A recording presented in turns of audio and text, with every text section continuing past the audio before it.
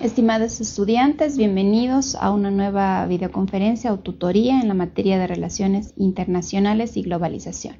Les saluda su profesora Loreto Sáez Peso.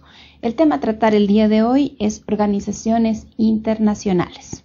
Dentro de estas organizaciones internacionales, como ustedes bien lo tienen en su texto base, podríamos hablar de muchas internacionales como intergubernamentales.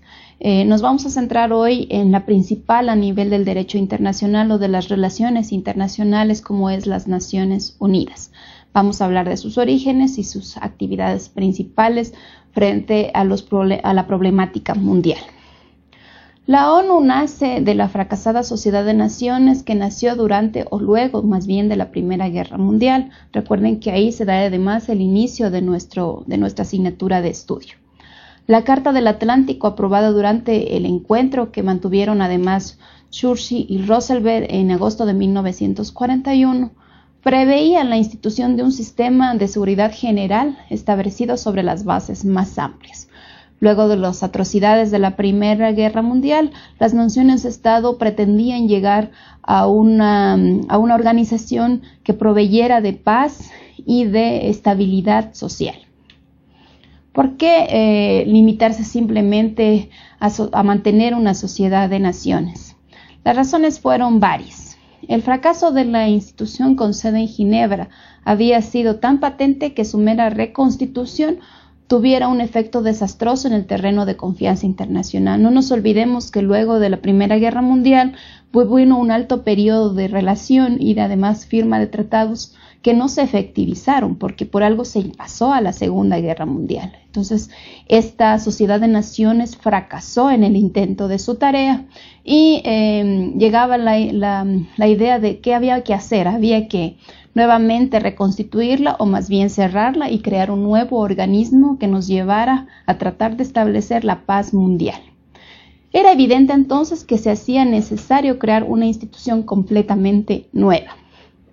La ONU o los pasos posteriores que se dieron en la Declaración de las Naciones Unidas aprobada en Washington el 1 de enero de 1942 son que los participantes siguieron un proyecto elaborado por la Secretaría de Estado norteamericana con la idea de restablecer este sistema de seguridad colectiva mucho más eficaz que se comprometía a elaborar un sistema de paz y de seguridad para la posguerra. En la conferencia de Dumbarton, en otoño de 1944, representantes de Estados Unidos, la URSS, Gran Bretaña y China aprobaron un borrador de proyecto para esta nueva institución internacional. Las grandes naciones, las que habían vertido además su sangre en beneficio del resto del mundo luego de la Primera Guerra Mundial, según se afirmó además en sus resoluciones, se reservaban el derecho de poner las bases de esta nueva organización. En Dumbarton se acordó que los 4 participantes en la conferencia, más Francia, serían los miembros permanentes del futuro Consejo de Seguridad de las Naciones Unidas. En la conferencia de Yalta se solventaron algunos de los puntos de fricción entre las mismas potencias. Se acordó, por ejemplo, que Ucrania y Bielorrusia, además de la Unión Soviética, fueran consideradas miembros de pleno derecho de la organización. Se resolvió también que los miembros permanentes del Consejo de Seguridad, Estados Unidos, Reino Unido, la Unión Soviética, Francia y China, tuvieran siempre derecho de veto en todo tipo de resoluciones, exceptuando las de procedimiento. Las 3 grandes en Yalta, los 3 grandes naciones-estado en ese minuto en Yalta, acordaron que una conferencia de las Naciones Unidas fuera convocada en San Francisco, en los Estados Unidos, el 25 de abril de 1945, para preparar la carta de esta organización. Y surge aquí se podría decir, el mayor sistema legal o de acuerdo mundial, que es la Carta de Naciones Unidas.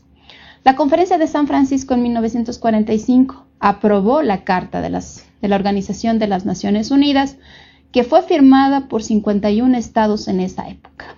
La Carta enunciaba los objetivos y principios en los que se basaba esta organización intergubernamental.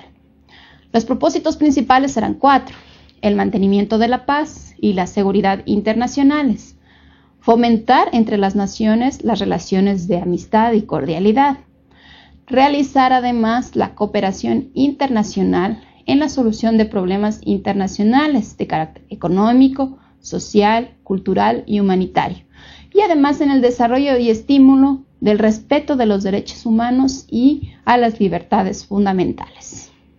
Servir de centro que armonice los esfuerzos de las naciones por alcanzar estos propósitos comunes.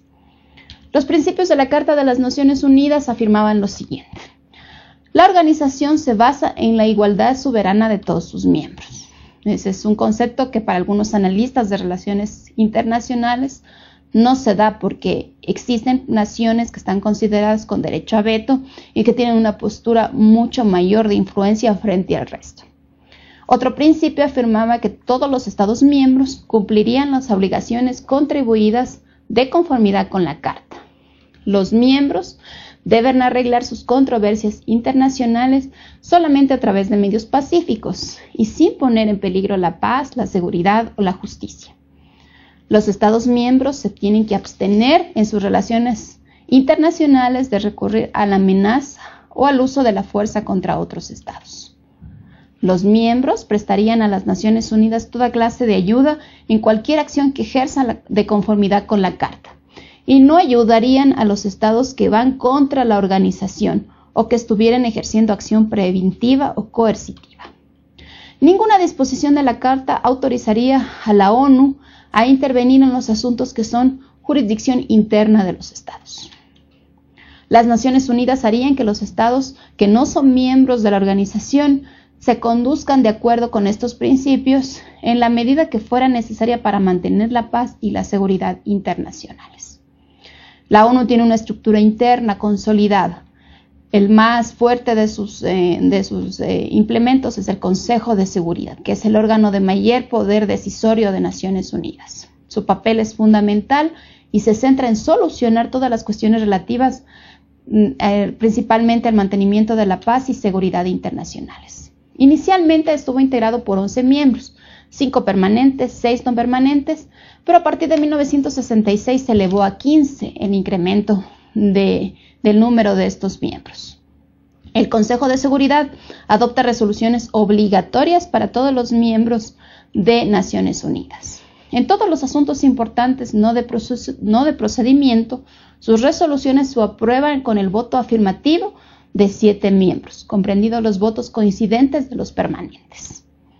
El Consejo de Seguridad en sus labores para el mantenimiento de la paz tiene capacidad para organizar un ejército a partir de los efectivos que proporcionan sus miembros o los estados que lo han firmado, así como imponer sanciones económicas a estados agresores o que violan las normas internacionales. Las fuerzas de Naciones Unidas son conocidas como los cascos azules y han realizado numerosas intervenciones para frenar conflictos armados, especialmente en Palestina, en el Congo, en Chipre, en Líbano, en Cachemira. A mi nivel de América Latina han estado, por ejemplo, principalmente en Haití, que es una de las naciones de Estado más golpeadas por la inestabilidad política. Estos ejércitos son también empleados para proteger al personal de las agencias de la ONU en misiones de ayuda humanitaria. Una importante innovación frente a la Sociedad de Naciones es permitir que el Consejo de Seguridad adoptara decisiones obligatorias por mayoría cualificada, siempre y cuando la condición indispensable sea que los miembros permanentes estuvieran en mayoría.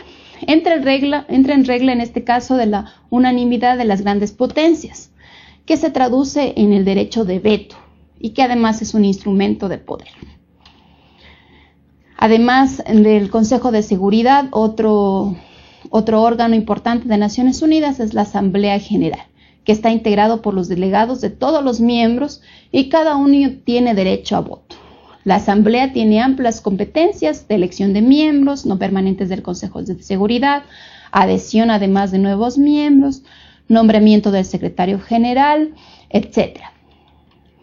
La Secretaría es el órgano administrativo de las Naciones Unidas que presta sus servicios a otros órganos, administrados por programas y políticas. Por ellos, la labor que tiene el secretario es una labor de coordinación de toda la organización y puede además tener un papel político bastante importante a nivel internacional. Tenemos además aquí una lista de algunos de los que han sido los secretarios generales de Naciones Unidas que vale la pena que ustedes la revisen con detenimiento. Otros órganos de Naciones Unidas con competencias definidas son el Consejo Económico Social, el Consejo de Administración Fiduciaria, además la Corte Internacional de Justicia con sede en La Haya, de la cual ya habíamos hablado en un capítulo anterior, que es el órgano judicial de la ONU, donde pueden recurrir todos los estados e incluso los que no son miembros para resolver conflictos.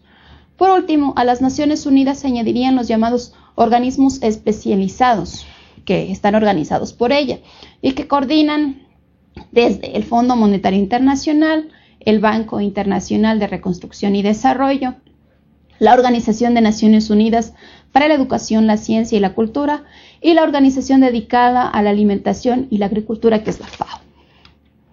A pesar de todas las expectativas e ilusiones creadas, la ruptura entre los aliados en el estallido de la Guerra Fría paraliza un poco el funcionamiento de la ONU.